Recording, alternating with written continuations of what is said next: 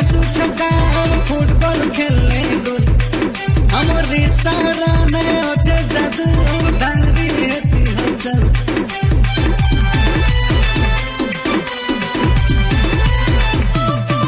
हम क्रिकेट खेलने मासू छक्का फुटबॉल खेलने गोल हमारे सारा ने होते जादू धांगरी ऐसी हलचल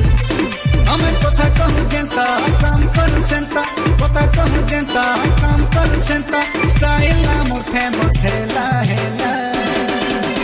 ऑलराउंडर पीला मैं ऑलराउंडर पीला ऑलराउंडर पीला मैं ऑलराउंडर पीला ऑलराउंडर पीला मैं ऑलराउंडर पीला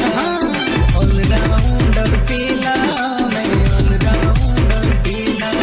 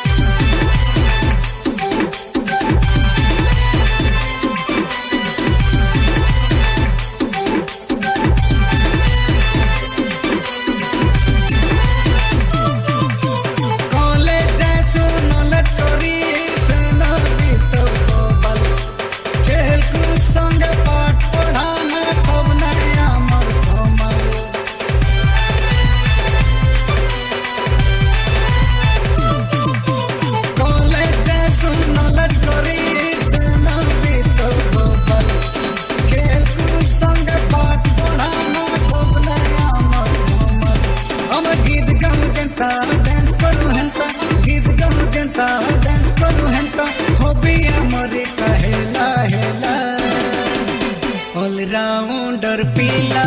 मैं ऑलराउंडर पीला ऑलराउंडर पीला मैं ऑलराउंडर पीला ऑलराउंडर पीला मैं ऑलराउंडर पीला ऑलराउंडर पीला मैं ऑलराउंडर पीला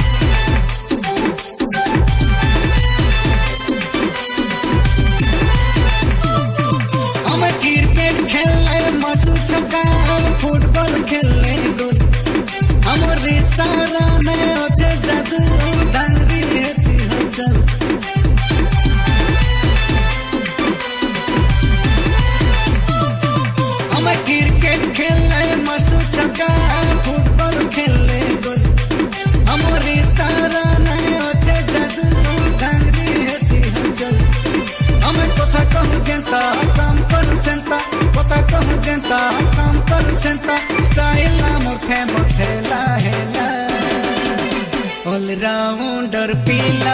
में